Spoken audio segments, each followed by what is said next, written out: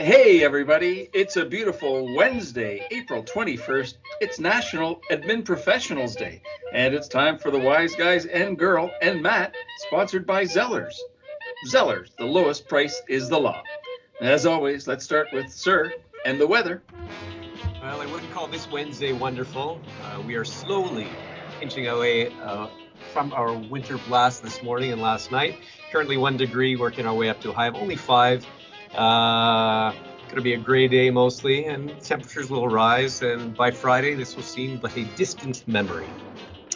And if I may, give our random shout out of the day to our elbows, the knees of the arms. And if you're unfortunate enough to have to shovel out today in your area, be sure to bend. All right. On National Administrative Professionals Day, we are going to keep to the facts as we recognize our amazing professional admin who keep us in line and keep our office running smoothly, even when working remotely. Did you know that they've done an analysis and there are effective and least effective blood types in office administrators? The least effective blood type? Type O.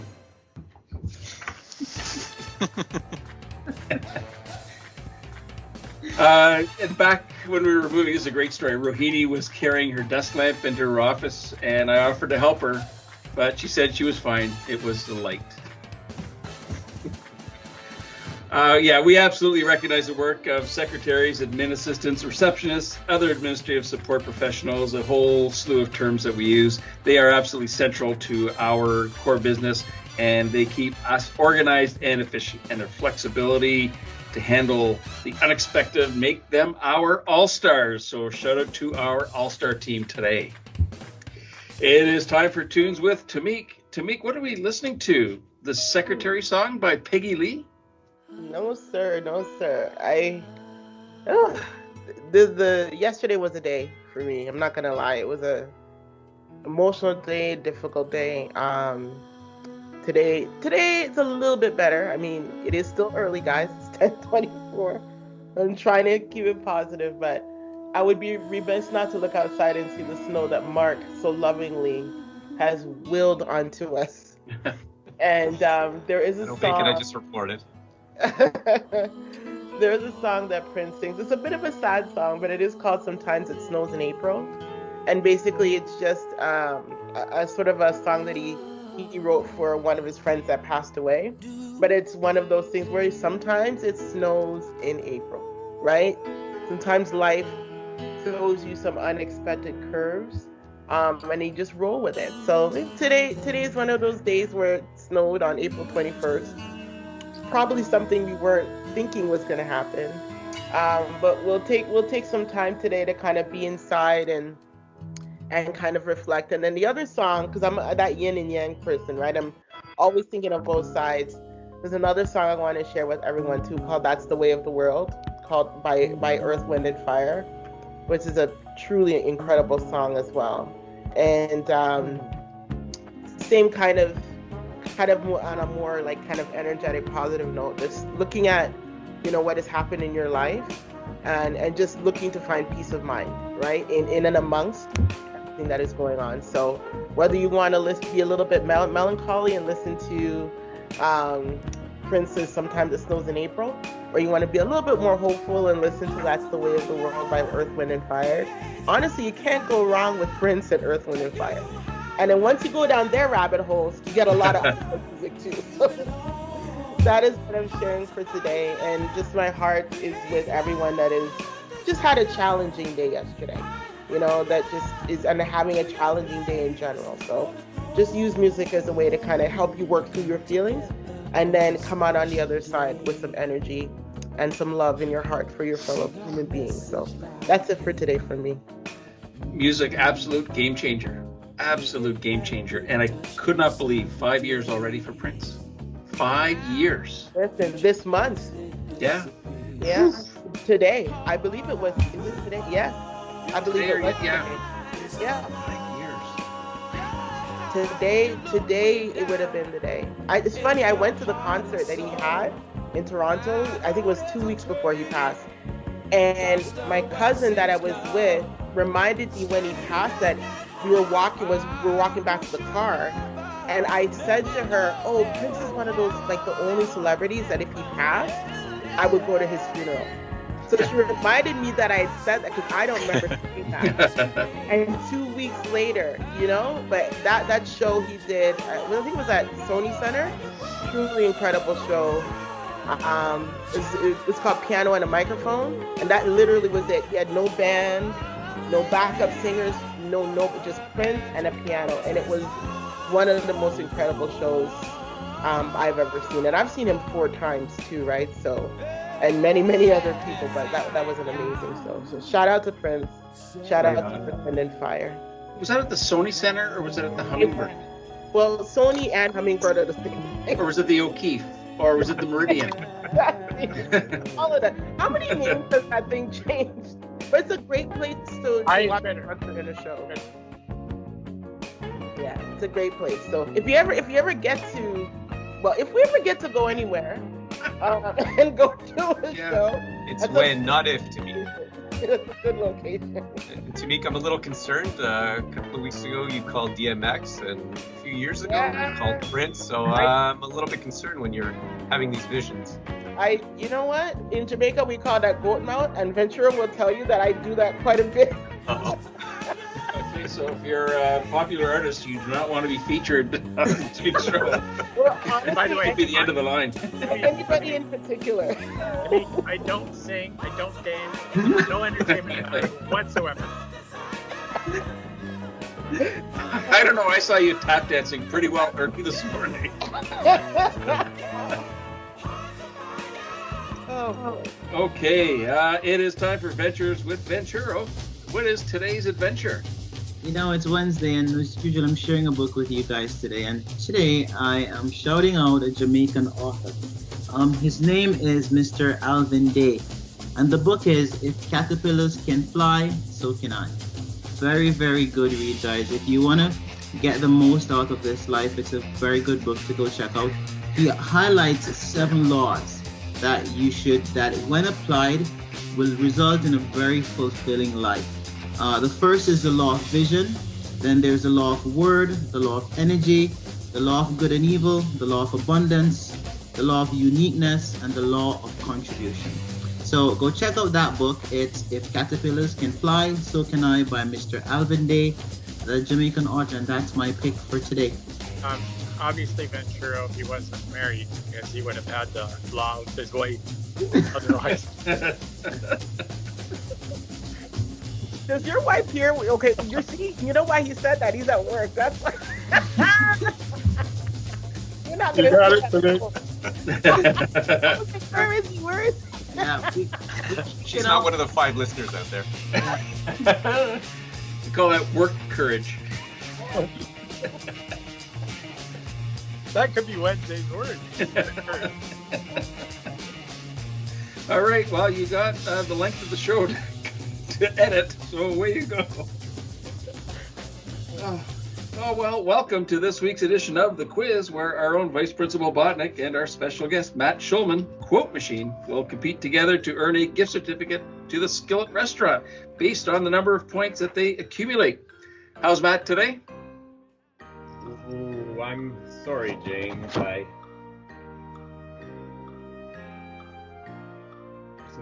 Tough, buddy. Tomorrow? Matt's feeling a bit intermittent today. Maybe that's the next word. Intermat. I think he's on Rogers.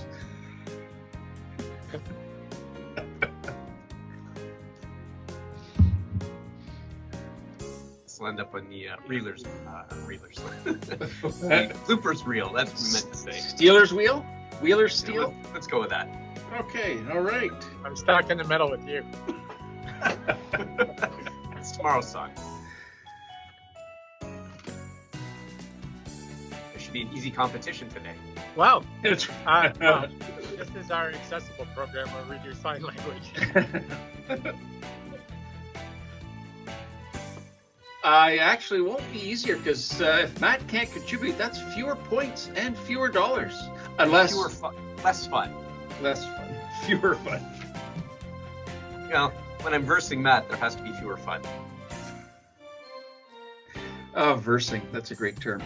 Yeah. And as part of her section, Tamik verses every day. Well done. Hello? There we are. Welcome back, Matt. I never left. You were in the process of telling us how you're doing today. Well, on a scale of 1 to punching someone in the face, I'm at a 7.8. All right, Venturo's expression there gives you 100 points to start off. Well done. Well, remember, points are based on your response's accuracy, creativity, and how much they amuse the wise guys and girl. And most points awarded if you can make Venturo laugh out loud. I have questions about admin professionals today. You will need to be organized, efficient, and witty while you forward your answers so that they will delight the wise guys and girl. Question number 1. What is regarded as the best way to recognize the admin professionals in your workplace? That was a bell, but I didn't see anybody move. So, Vice Principal Vodnik. I would say that the best way to recognize our admin professionals would be to look for familiar features and then take a shot by calling out their name. And if they respond accordingly, I think it's safe to say that you recognize them. Especially in large workplaces. I got a head shake from Venturo. Is that how much is that worth? Well, that's 100 and then 350 for your response. No, he was shaking his head because you weren't following COVID protocols and doing that shouting. Matt Shulman, what do you got? Well, I'm just going to be the goodie here, and you give them the day off. All right, but if they have the day off, they may not hear the wise guys and girl today. So, but a good advice for 250 points. That's brilliant.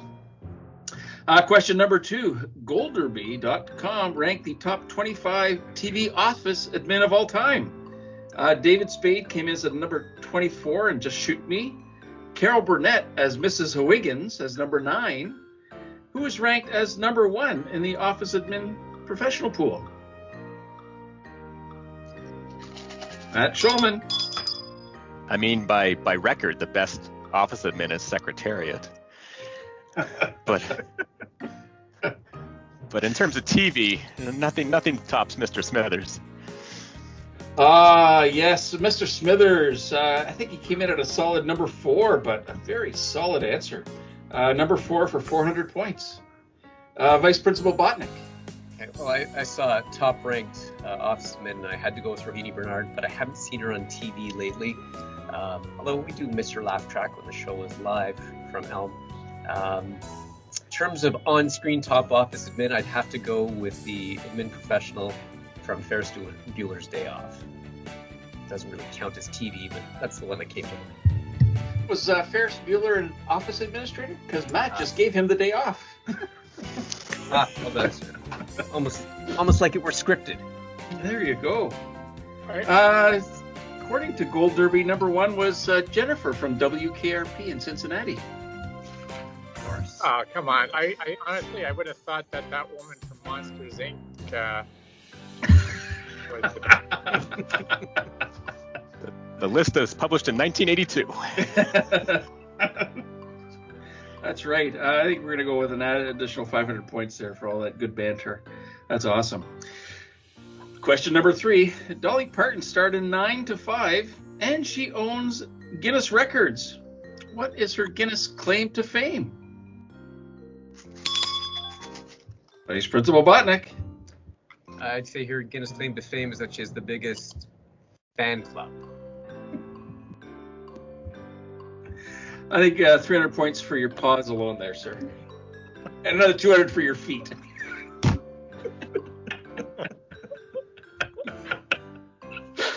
Matt Shulman.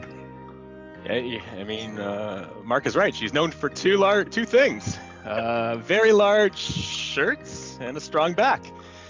No particular reason. I thought you were going to say Dolly and Wood. You know, she does not ride the rides at Dollywood. A little known fact. Wow. Okay, let's tally up the day. A good singer too. Well, let's tally up the damage both personally and professionally here. Hey, Is Jolene going to scrutinize this for us or what? We set a record today, $23 at the Skillet Restaurant. Congratulations, gentlemen. Thanks, Ventura, for your contributions, and Principal Officer, you threw in a couple of bucks there as well. That's awesome. Oh, Just remember my answer to the first question. There was what? Islands in the stream? I started kind. Yeah, the bar was set really high, right there, and yeah, and we kicked it right off the pole. So unlike us. All right, it is Wednesday. Time for Wednesday's word. Well, yeah, just rolling back in to the office for those who are essential workers. I'm just going to throw this one out. Cubicle coma. Or coma, sorry, not coma. Coma is another thing altogether, but cubicle coma is what I'm really trying to think of. it's catchy. Oh, man. Cubicle coma is when you get to the office and get smell. That's how you punctuate a segment, Paul. That's right. Good job.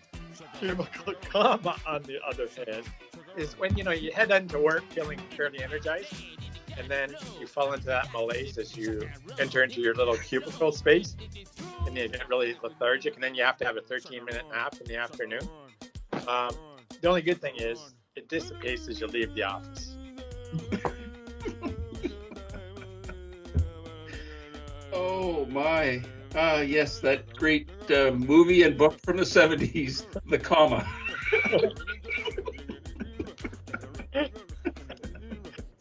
All right, everyone. That's it for us. Thanks to our fans and friends and odds and ends for sticking around. Have a great Wednesday. We are the Wize Guys and Girl and Matt, leaving you smarter and happier than you were yesterday. See, there's a good lesson here. Preview your material before you deliver it.